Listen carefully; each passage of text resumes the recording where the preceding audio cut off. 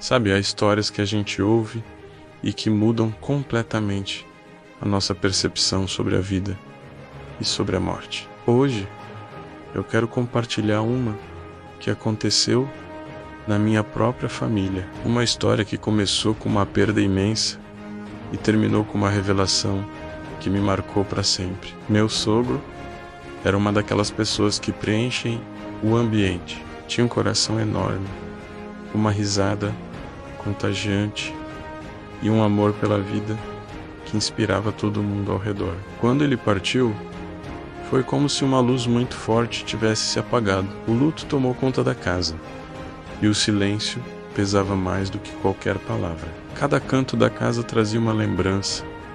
Cada objeto parecia ecoar a sua ausência. A dor da minha sogra e dos meus cunhados era palpável.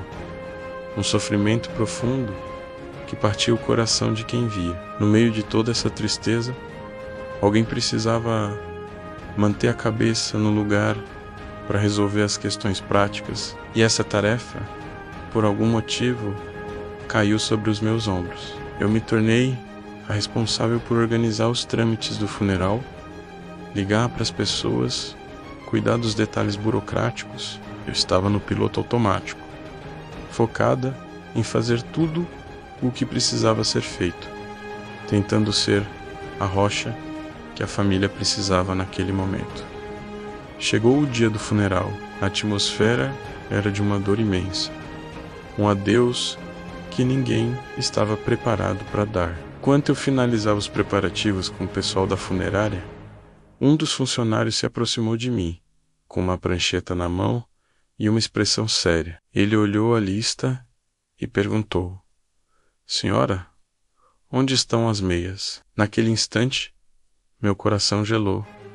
Meias? Com toda a correria, o estresse e a dor, ninguém tinha pensado nas meias. Ninguém separou um par de meias para ele. Eu olhei para o rapaz, sentindo uma pontada de pânico. "Nossa, esqueceram de mandar as meias", eu disse, a voz quase sumindo. Tentei me recompor e perguntei, tentando minimizar a minha falha: "Mas vai aparecer os pés?" Ele balançou a cabeça negativamente. "Não, senhora, não vai aparecer." E eu, no impulso de resolver logo o problema, respondi: "Então, tudo bem, pode deixar sem meia mesmo." Naquele momento, pareceu uma decisão lógica, prática. Um detalhe pequeno, no meio de um evento tão grandioso e doloroso. O funeral aconteceu, as homenagens foram feitas e nós nos despedimos do meu sogro. A vida, aos poucos, tentava voltar a um novo tipo de normal. Um normal sem ele. O primeiro mês foi o mais difícil. O luto ainda era uma ferida aberta e a saudade era uma presença constante. A gente se reunia, tentava se apoiar, mas o vazio que ele deixou era imenso. Foi durante um desses encontros familiares, cerca de um mês depois do funeral, que a minha cunhada, com os olhos cheios de lágrimas, nos contou algo que a estava perturbando.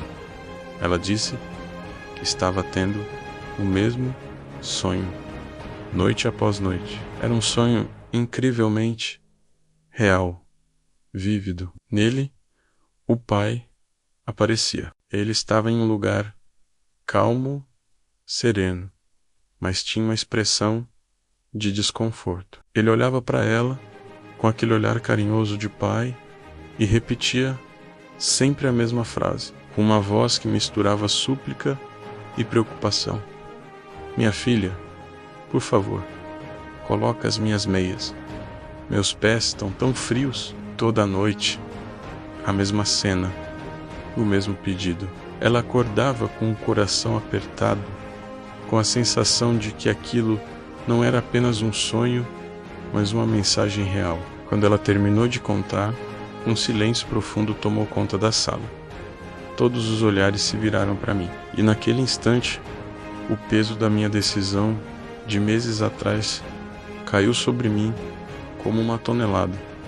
pode deixar sem meia mesmo. Minhas próprias palavras ecoaram na minha cabeça. Uma onda de arrependimento, culpa e um frio na espinha me percorreu de uma forma que eu nunca tinha sentido. Como eu pude ser tão insensível? Como eu pude negligenciar um detalhe que para ele era tão importante? As lágrimas que eu segurei por tanto tempo finalmente vieram e eu chorei. Chorei pela minha falha, pela minha falta de cuidado, pelo desconforto que de alguma forma eu tinha causado a ele, mesmo depois de sua partida.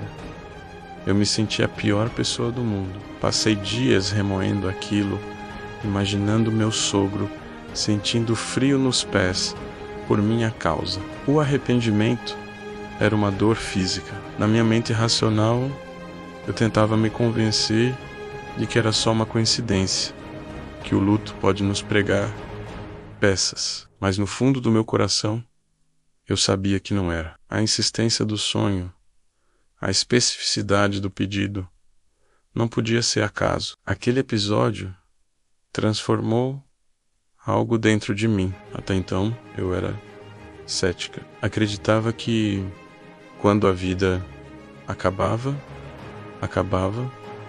e pronto. Mas como explicar aquilo? Como explicar um pai que já não estava mais neste plano, se comunicando através de um sonho para pedir algo tão simples como um par de meias? Aquela experiência, por mais dolorosa que tenha sido, abriu meus olhos para uma nova realidade. Comecei a entender que o amor e as conexões que criamos não terminam com a morte. O corpo físico pode ir, mas a essência, a alma, a consciência, isso continua. Existe uma continuidade, uma outra forma de existência que a gente não consegue compreender totalmente, mas que está lá. Hoje eu acredito com toda a certeza do meu coração que a vida continua depois da morte. Aquele pedido do meu sogro não foi uma acusação, mas uma lição. Foi a maneira dele de nos mostrar que ele ainda estava por perto, que ele ainda se importava com as pequenas coisas e, acima de tudo, que ele ainda nos amava. Essa história me ensinou que devemos cuidar dos nossos com o máximo de amor e atenção, em todos os momentos, nos grandes gestos e nos mínimos detalhes, porque esses detalhes às vezes são os que mais importam. E ao meu querido sogro, onde quer que ele esteja, eu espero que agora seus pés estejam bem quentinhos. A saudade continua, mas a certeza do reencontro e a gratidão pela lição que ele me deu me trazem um conforto imenso.